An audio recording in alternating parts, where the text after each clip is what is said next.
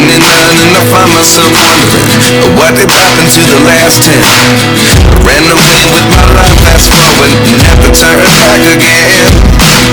It's kind of funny that the more we pass time, the more we need to set the rewind. And 19 was the year I had